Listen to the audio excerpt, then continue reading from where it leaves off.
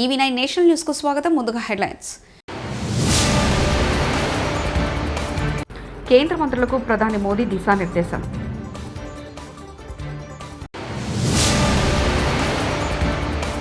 పర్యావరణ పరిరక్షణలో ఏపీని ఆదర్శంగా చేస్తాం సీఎం చంద్రబాబు.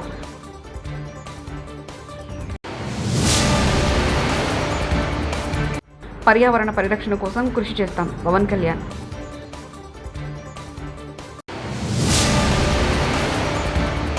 త్వరలోనే బాలికా రక్షణ టీం మంత్రి సీతక్క ప్రకటన.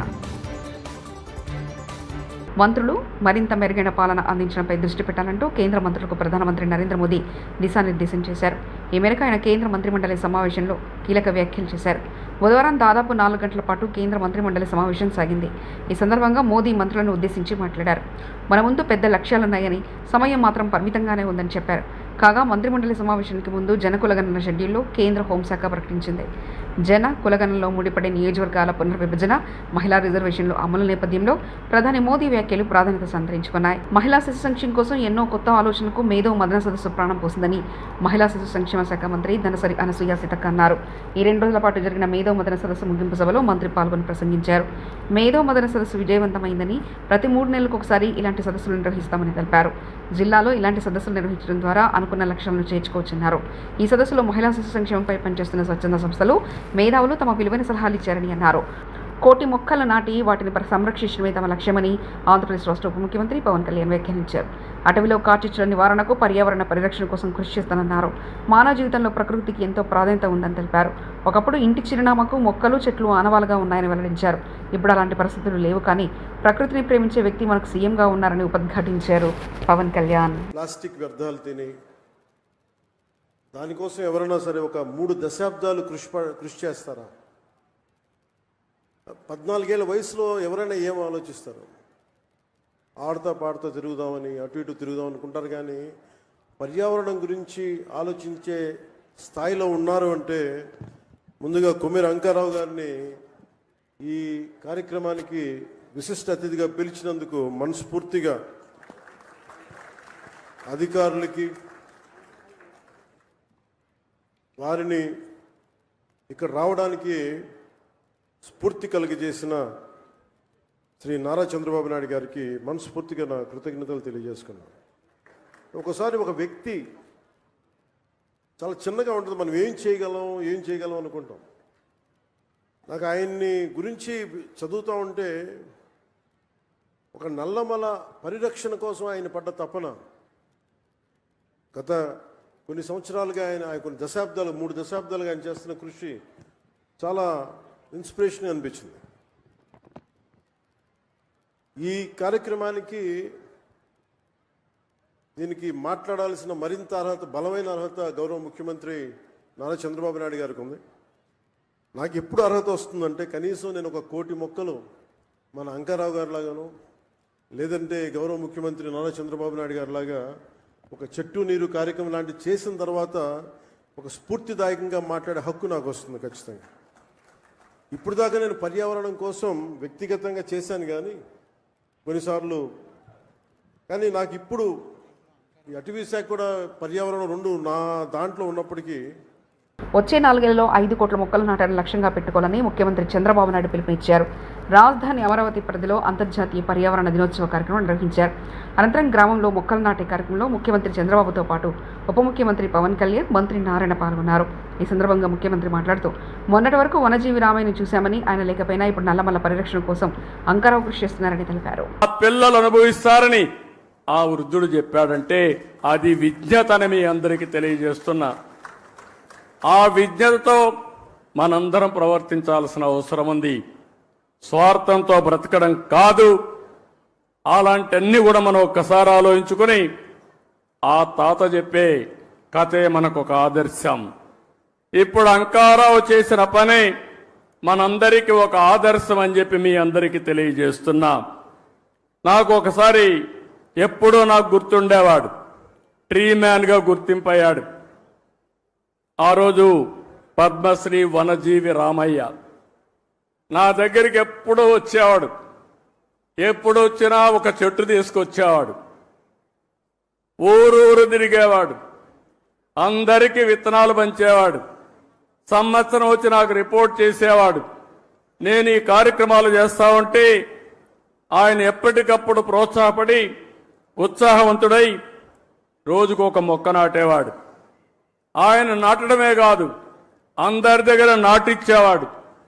ఆ చెట్లను పెంచే కార్యక్రమాన్ని కూడా ఆయన నిర్వహించాడు. అందుకే కేంద్ర ప్రభుత్వం పద్మశ్రీ అవార్డు ఇచ్చింది.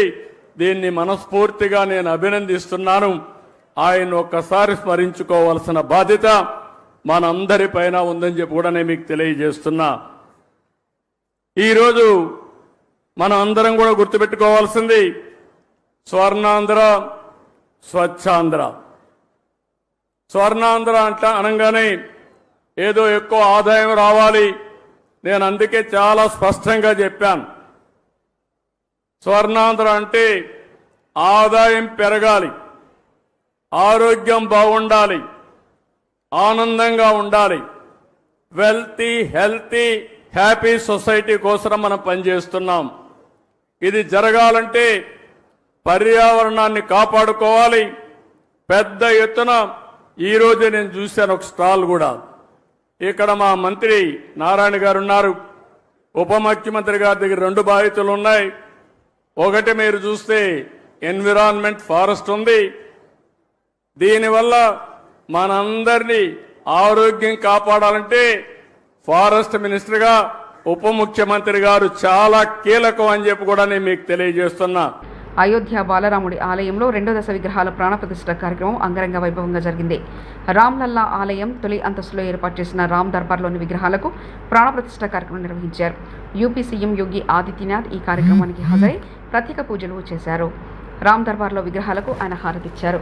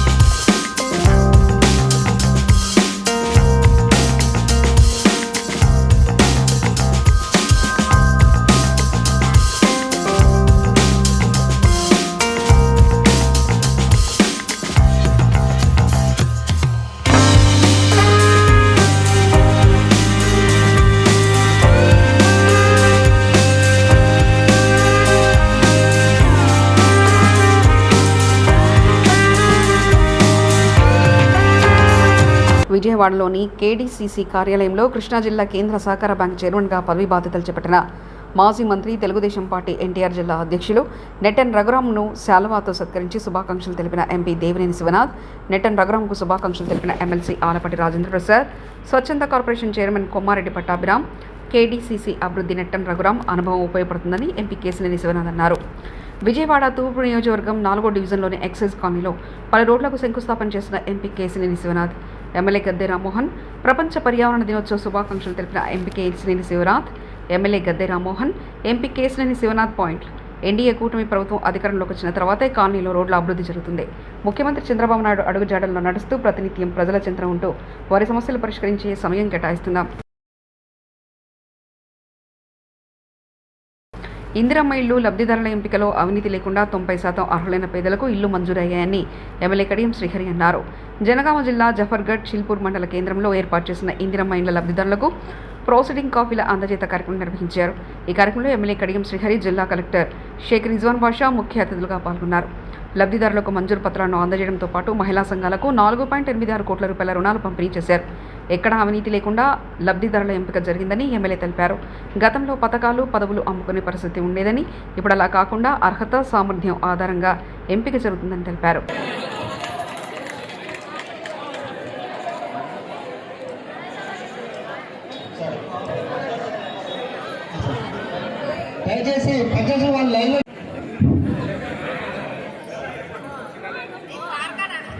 నెక్స్ట్ కూనూరు అండి, దయచేసి లైన్లో ఉండండి.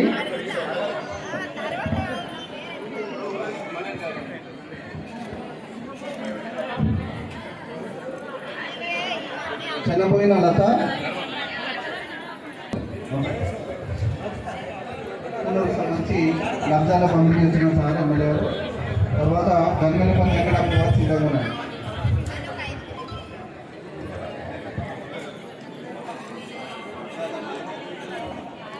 కవిత,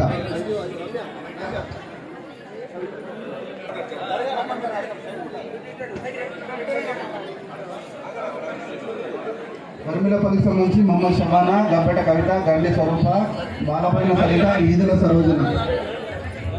గర్మిలపల్లి అండి. దయచేసి గుర్తు సంబంధించి ముఖ్య మీరు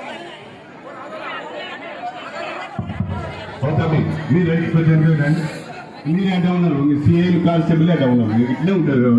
మీరు నమ్ముకుంటే జరపండి వెనకకు అటు వెయ్యండి. ఇప్పుడు ఏదన్నా వచ్చిందండి. సరే అండి, కరెక్ట్ కదా. మీరమ్మ, దస్లీ, కమలమ్మ, శ్రీలత, సునీత. వరంగల్ మహిళా సాధికారత కోసం సీఎం రేవంత్ రెడ్డి ప్రభుత్వం ప్రత్యేక దృష్టి సాధించిందని వరంగల్ పశ్చిమ నియోజకవర్గ శాసనసభ్యులు నాయన్ రాజేంద్ర రెడ్డి తెలిపారు. గురువారం రోజున 61 డివిజన్ పరిధిలోని సిద్ధార్థ నగర్లో 22.60 లక్షలతో నిర్మించిన రాణి రుద్రమాదేవి మహిళా భవన్ని ముఖ్య అతిథిగా పాల్గొని ప్రారంభించారు. అనంతరం మాట్లాడుతూ అందరూ ఐకమత్యంతో అనతి కాలంలోనే మహిళా భవనాన్ని నిర్మించి ఆదర్శంగా నిలిచారన్నారు. ప్రతి కాలనీలో కూడా అభివృద్ధిపై ప్రతినిధులకు కాలనీవాసులు సహకరిస్తే మరింత అభివృద్ధి జరుగుతుందన్నారు. ప్రతి కాలనీలో కాలనీ అభివృద్ధికి కమిటీలు అవసరమని ఎమ్మెల్యే నాయని పేర్కొన్నారు.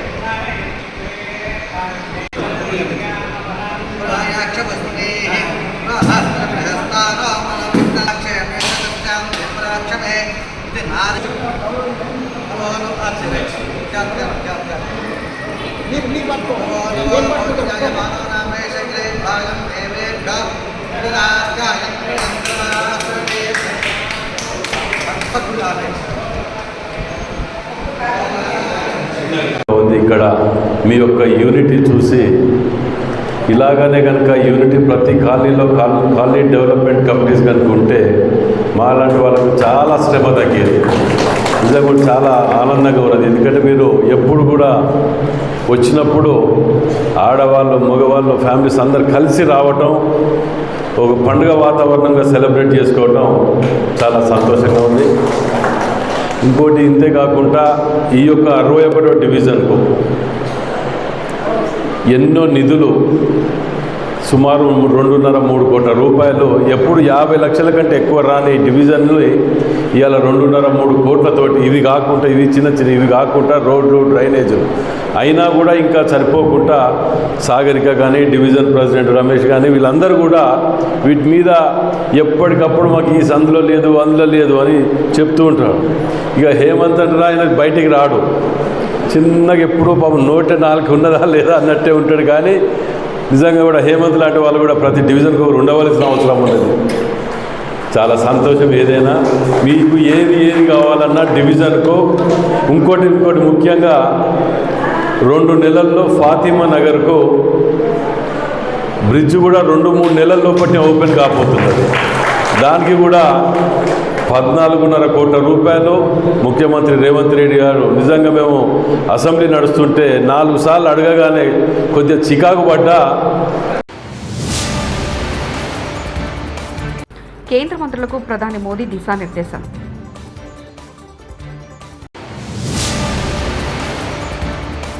పర్యావరణ పరిరక్షణలో ఏపీని ఆదర్శంగా చేస్తాం సీఎం చంద్రబాబు.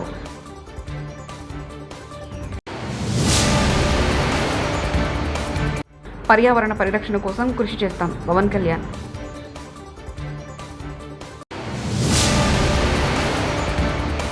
త్వరలోనే బాలికా రక్షక టీం మంత్రి సీతక్క ప్రకటన. ఇవి బులెటిన్ విశేషాలు. చూస్తూనే ఉండండి EV9 నేషనల్ న్యూస్.